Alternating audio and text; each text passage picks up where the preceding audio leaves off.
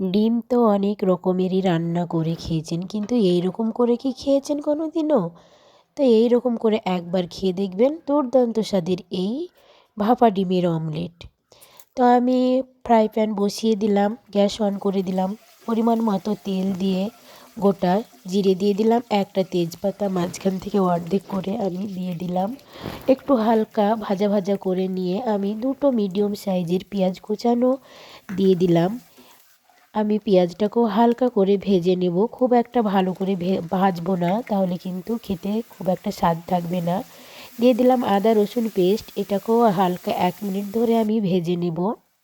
তো আমার ভাজা হয়ে গেছে। এখন এর মধ্যে দিয়ে দেব হলুদ গুঁড়ো, কাশ্মীরি লাল লঙ্কা গুঁড়ো, আর দিয়ে দিলাম ধনে গুঁড়ো, জিরে গুঁড়ো, সব কিছু একসঙ্গে আমি অ্যাড করে দিলাম।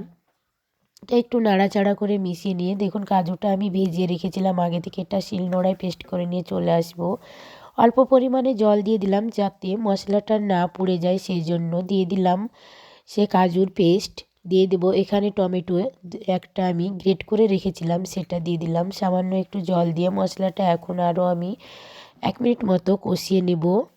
তো দেখুন আমার মশলার কালারটা দেখেই বুঝতে পারছেন যে ওপর থেকে আমার তেল ছেড়ে দিয়েছে। তো আমার মশলাটা কষানো হয়ে গেছে, তাই আমি মশলার বাটিটা ধুয়েও জলটা দিয়ে দিলাম, আর যতটা আমার জল লাগবে সেই পরিমাণ মতো আমি জল দিয়ে দিলাম।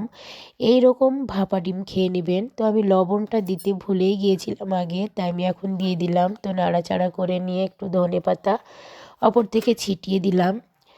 তো আমি এখন এটা ঢাকা দিয়ে দেব 5 মিনিটের জন্য। ঝোলটা ভালোভাবে সেদ্ধ হবে, ভরপুরভাবে, খুব সুন্দর একটা ঘ্রাণও আসবে নাকে। তো দেখুন কতটা সুন্দর হয়ে গেছে। এখন আমি এর মধ্যে ডিম ভেঙে দেব।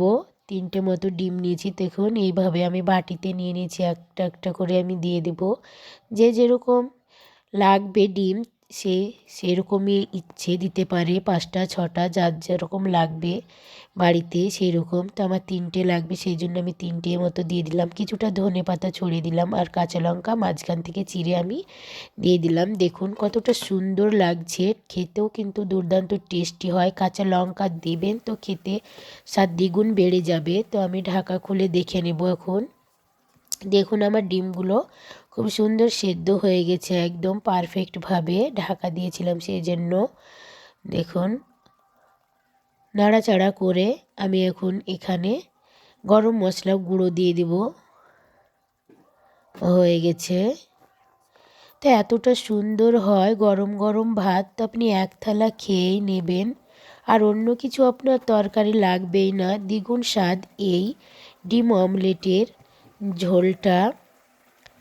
এভাবে করে দেখবেন কাজু দিয়ে খেতে খুব সুন্দর লাগে। আপনি 1 প্লেট ভাত খেয়ে নেবেন। আমি তো একদম যাকে বলে কোনো ধৈর্য রাখতে পারছি না, এতটা আমার খেতে ইচ্ছে করছে যে আমি কোনো রকম থামতে পারছি না, সেই জন্য আমি ভাত বেড়ে নিয়েছি। দেখুন গরম গরম ভাত, ভাত থেকে ধোঁয়া উঠছে একটা, আমার তরকারি থেকেও ধোঁয়া উঠছে গরম। খেতে তো যাব ভাবছি, দেখুন আমি তাড়াতাড়ি করে তুলে নিচ্ছি।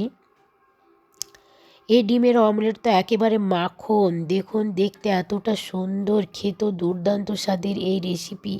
পুরো মাখন, একবারে নরম ভিতরটা, আর একদম মাখনের মতো হয়ে এসেছে। একদম তো জিভে জল আসছে, আমার তো কোনো মতেই তর সইছে না, এতটা সুন্দর। তা আমি তাড়াতাড়ি খেতে বসে পড়েছি। দেখুন আমি এখন খেয়ে নিব। কাঁচা লঙ্কাটা এর মধ্যে দলে নিলাম, আর ডিমের অমলেট দিয়ে তাড়াতাড়ি এখন আমি ভাতটা খেয়ে ফেলবো, একদম অতি তাড়াতাড়ি। খুব সুন্দর এই রেসিপি, অবশ্যই আপনারা খাবেন আর আমাকে কমেন্টে জানাবেন ভালো লাগে।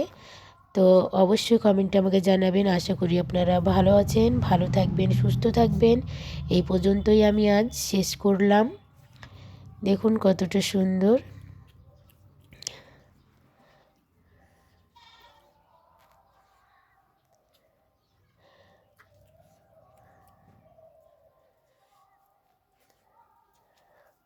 আল্লাহ হাফেজ।